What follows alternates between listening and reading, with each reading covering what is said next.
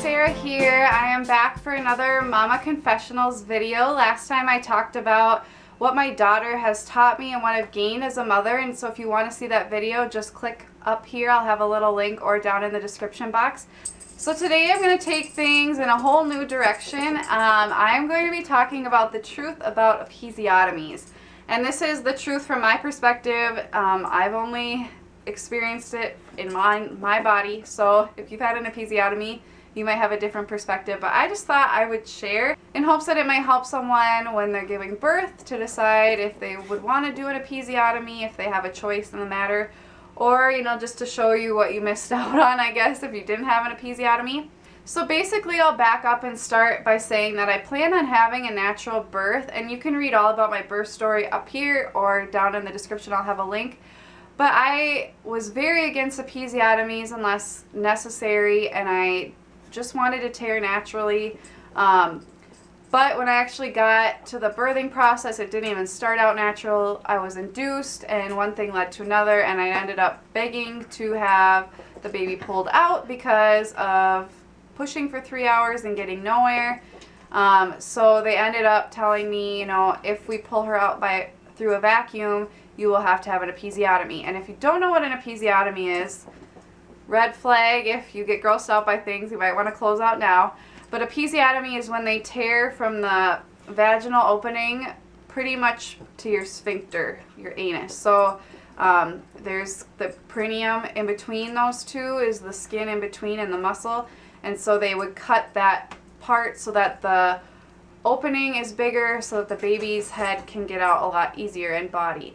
And with a vacuum extraction, usually you need an episiotomy because they're pulling the baby out so fast and so hard while you're pushing that there's no like room to kind of ease the baby out, and you don't want to have a laceration on your own because you could really mess things up and have really bad tears. So they just try to have a clean cut so they can easily stitch you up and that kind of thing.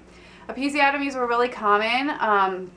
A few decades ago, they would do them a lot because they thought it was a cleaner cut, easier to heal, easier to fix and that kind of thing than a regular tear, but they've kind of done away with that because most women don't tear as bad as an episiotomy naturally, but sometimes they might tear worse.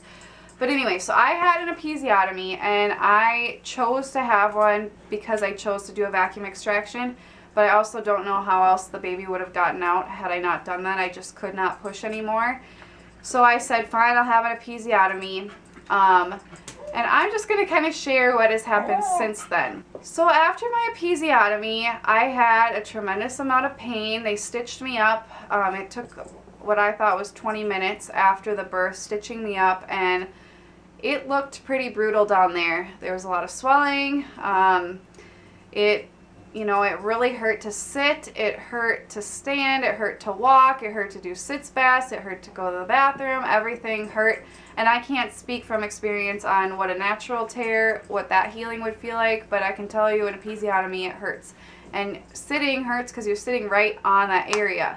And it also is not the best place to have a big tear for healing purposes. It's not the most dry area. You're sitting on it. It's between your legs, so when you walk, it kind of moves and that kind of thing. So it's just very uncomfortable. And I would say I had pain, pretty bad pain, for about a week after Celia was born.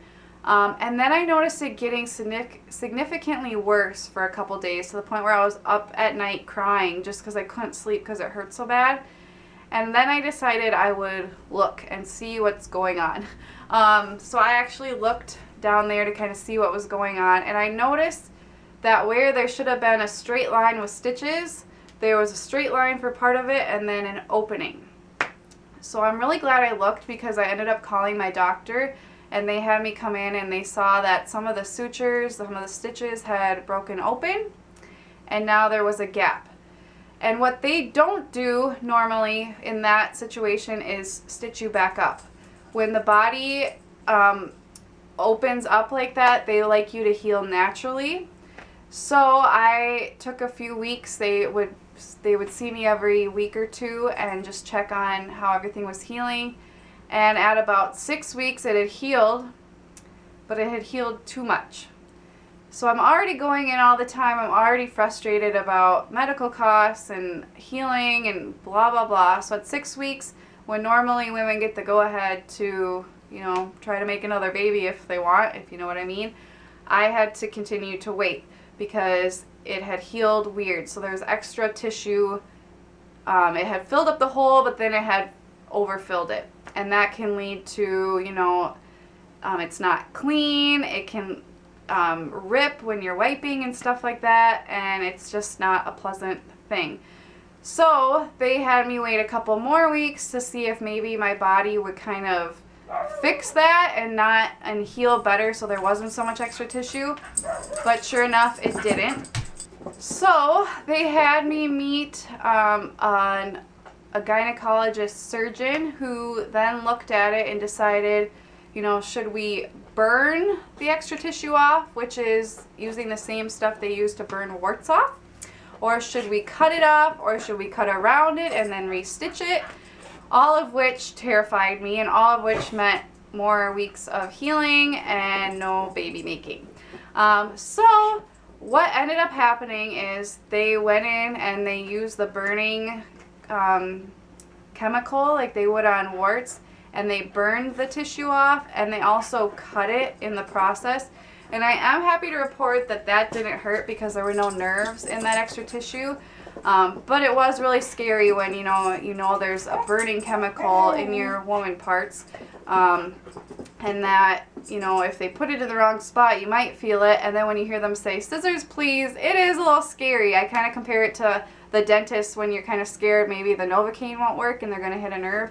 It was the same thing, but in an area I really don't want pain, more pain. And you would think after going through birth and everything you wouldn't care about pain down there anymore, but you still do.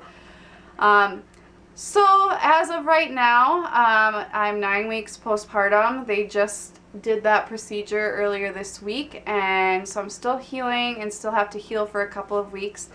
But I just wanted to share this because I had no idea when I decided to have an episiotomy that anything like this would happen. I just thought I would have a couple weeks of pain and then it would heal really nicely and I'd be on my way, but that has not been the case. I know this might be too much information for some of you, but I wish I had known that this could have happened. I might not have chosen to get an episiotomy. I might have said, screw that, I'm just going to keep pushing, because a few hours of more work would have been better than weeks and weeks and weeks and weeks and weeks of healing and sitz baths and going into the doctor and more pain and just worrying about it and just being scared of when I finally can try to make a baby again, and all the things they've told me surrounding that and all that kind of stuff. I wish I had known that. So if you have the option, just keep in mind, I bet most people's episiotomies heal correctly, but sometimes they don't, and I've never had an experience of like not healing well or anything like that. So this has been brand new for me. I don't know, I just thought that might be helpful to share. Sorry if it was too much information, but if I can help somebody, I'm gonna try. So in the comments, if you want to share, you know, your experience with an episiotomy, or maybe your experience of what you didn't expect to happen during the recovery after birth, I think that might be really helpful for people. I just think the more information you can have going into birth, the better. I even took a 12-week Bradley method class, but I kind of just, once I was already induced and one thing led to another, I just wanted the baby out and I didn't really care. But looking back, I wish I would have cared more, and I wish I would have known that an episiotomy doesn't just suck because it hurts. It can heal weird, and any intervention can lead to more complications and things like that. So I wish I had thought about it more. But when you're already pushing, it's probably not the best time to think about it for the first time. So I don't know, if you could just share something you wish you had known or would share with somebody else about your experience recovering postpartum, I think that could really help people. I hope you enjoyed this video. If you have other suggestions or ideas for other Mama Confessionals videos, please leave them below. And if you want to make a whole other video of your own explaining your response, I think that'd be really cool too. And just link it here and we can all look at it. I hope you guys have a wonderful day.